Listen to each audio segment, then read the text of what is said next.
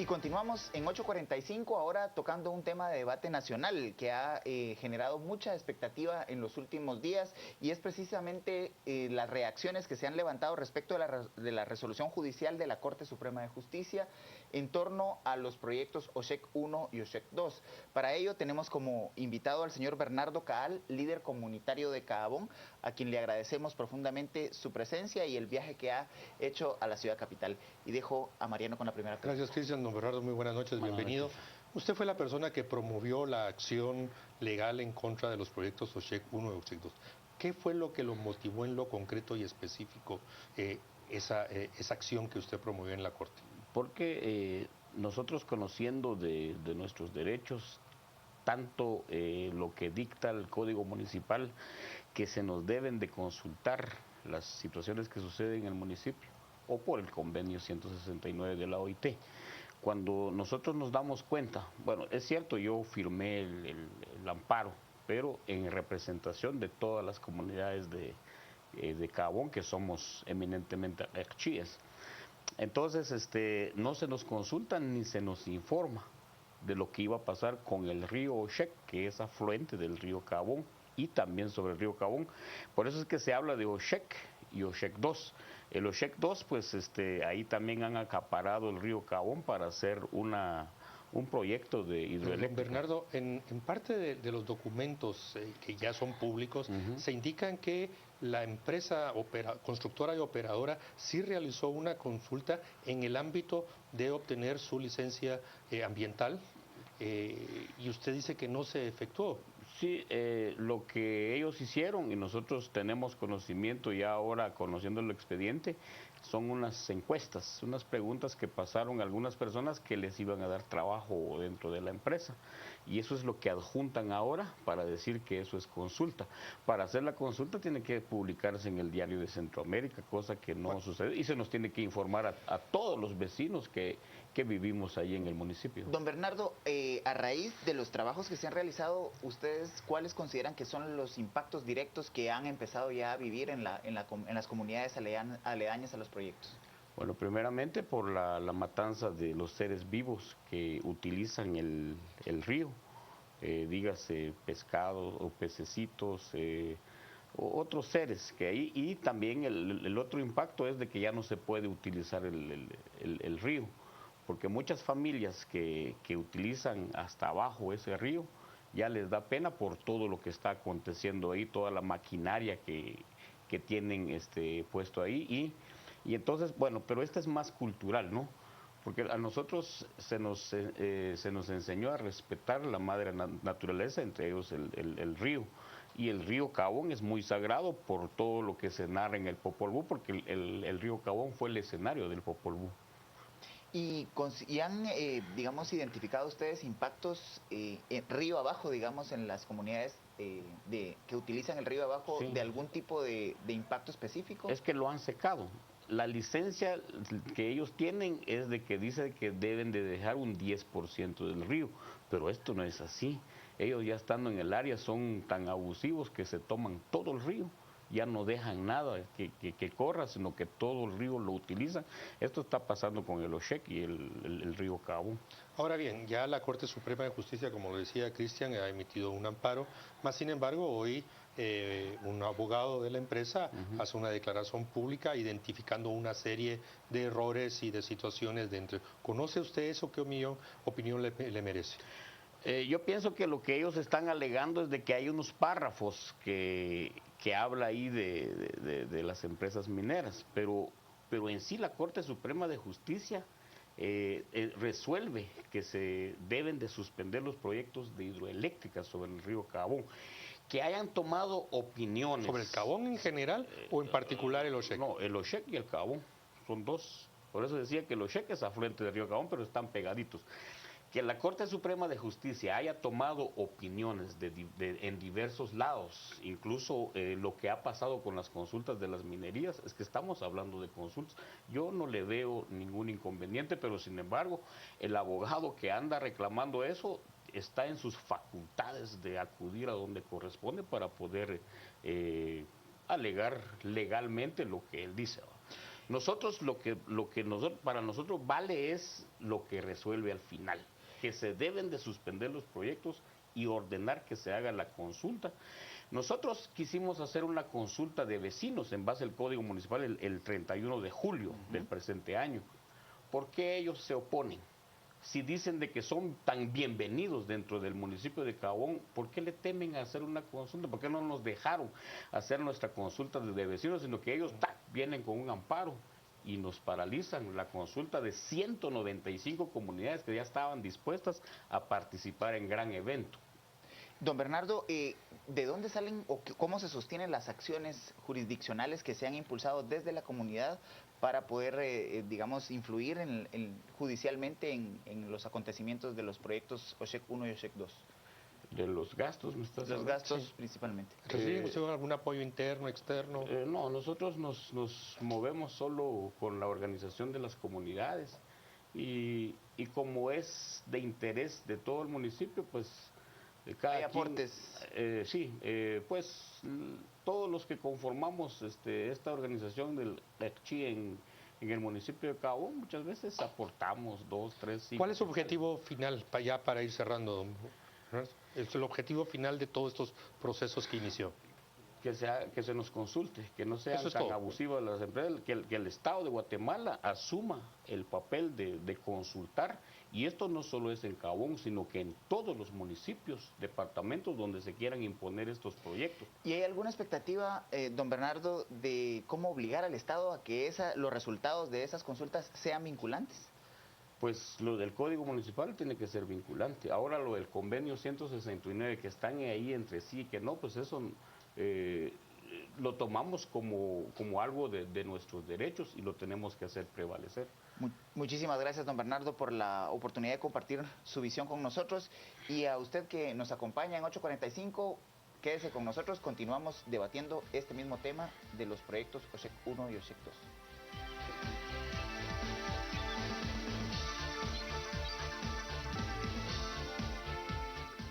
Agradeciendo su sintonía, continuamos con esta segunda parte de la entrevista respecto de las reacciones en torno a la resolución judicial que se ha emitido de los proyectos OSHEC 1 y OSHEC 2. Para ello nos acompañan en este segundo bloque el licenciado José Quesada, expresidente de la Corte Suprema de Justicia y abogado de los proyectos OSHEC 1 y OSHEC 2. Licenciado Quesada, ¿podríamos estar ante el establecimiento de jurisprudencia respecto de posibles ilegalidades que se cometieron en el inicio de proyectos de esta naturaleza y de otra naturaleza extractiva en el país? En el caso de OSHEC 1, OSHEC 2, es una de los únicos proyectos que ha tenido una consulta comunitaria celebrada de acuerdo con de conformidad con el Acuerdo 169 y hecha por el Ministerio de Energía y Minas. En representación del Estado. En representación del Estado. Las consultas son una obligación estatal. Es al Estado a quien corresponde la obligación de realizarlas. ¿Y quién debería de coordinarlas, licenciado? De acuerdo con sentencias de la Corte de Constitucionalidad, en este caso le corresponde al Ministerio de Energía y Minas. No, el tribunal. Efectivamente se hizo. ¿El Tribunal Supremo Electoral qué papel debería jugar? Ninguno. Ni para orientar, digamos, institucionalmente los procesos. Las consultas comunitarias son bien especiales, es un proceso de diálogo. El propósito es tratar de establecer si el proyecto que se va a realizar perjudica o no perjudica a las comunidades que se encuentran situadas en la zona de influencia del proyecto.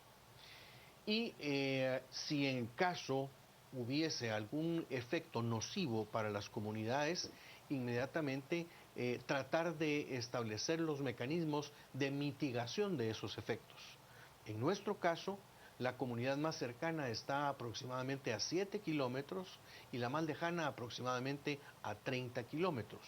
No hay posibilidad, porque no se desvían ríos, no se hacen represas, no se hace nada, no hay posibilidad de daño alguno. El agua no se consume, el agua sirve de fuerza motriz exclusivamente en las hidroeléctricas. De manera tal que se hizo la consulta fue positiva, fue aceptado el proyecto por las comunidades y en lugar de ser perjudicadas, son beneficiadas. Hay varios programas, un programa de salud que ha logrado reducir a cero la mortandad materna en los casos de los nacimientos, que era una situación muy crítica.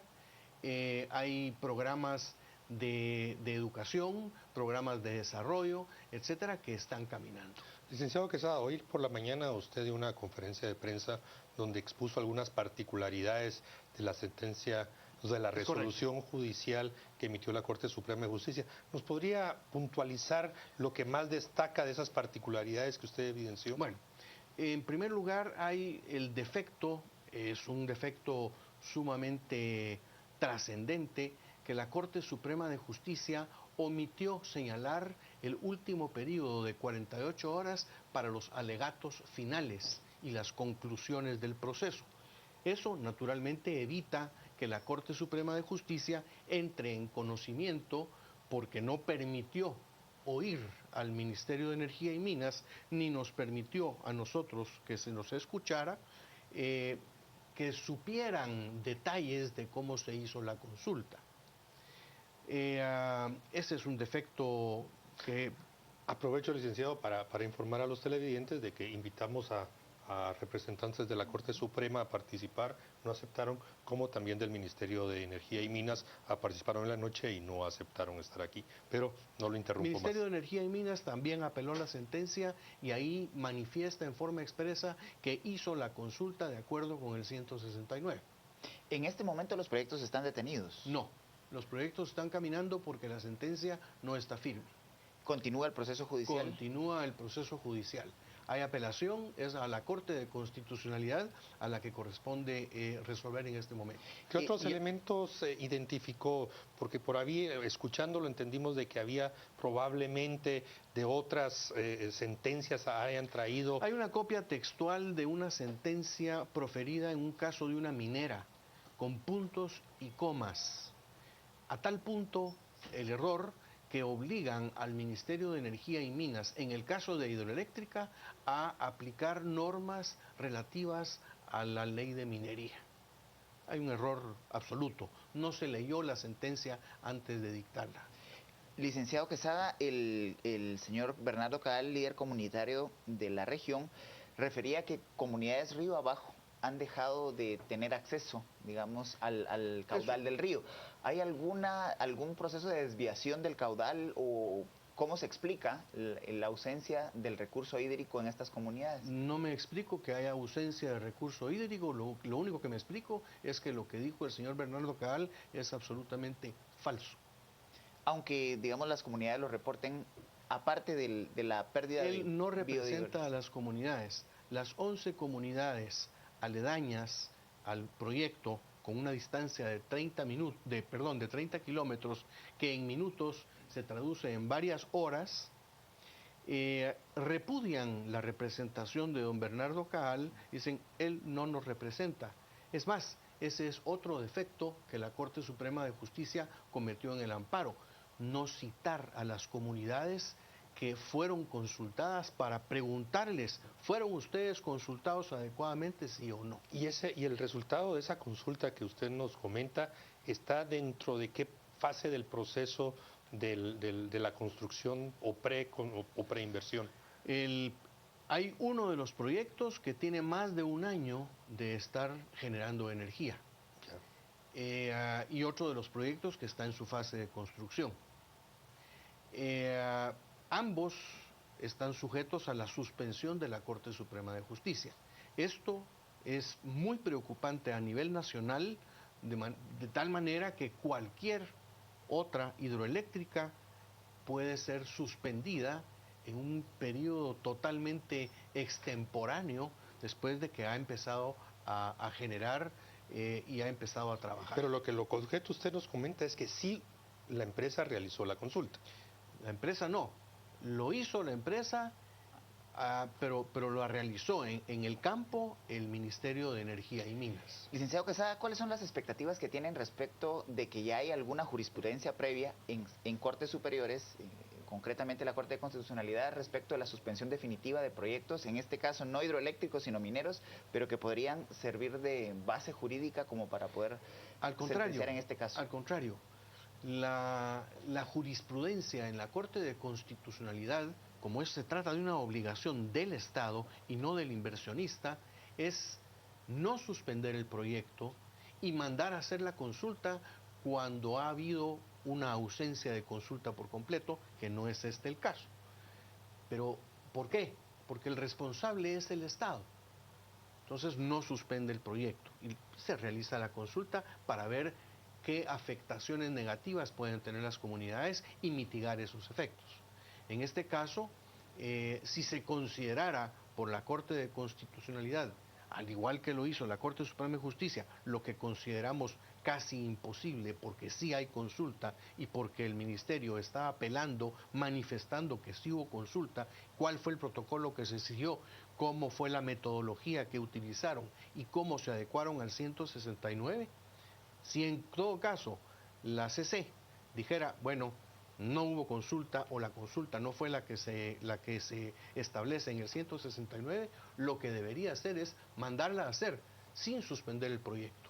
Continúen operaciones. Yo lo que veo ya casi cerrando, licenciado, seguimos con ese debate que hemos tenido ya por varios años de no tener reglamentado el tema de las consultas. Ese es el problema. Ese creo que es el problema. Seguramente el licenciado Quesada en el futuro lo vamos a tener nuevamente por acá analizando el tema de esta resolución de la Corte Suprema. Les agradezco a ambos el espacio de compartir y nos vamos entonces al siguiente espacio noticioso a las 10 p.m. y Marjorie Bonán está ya lista para iniciar el debate. Hola, Cris.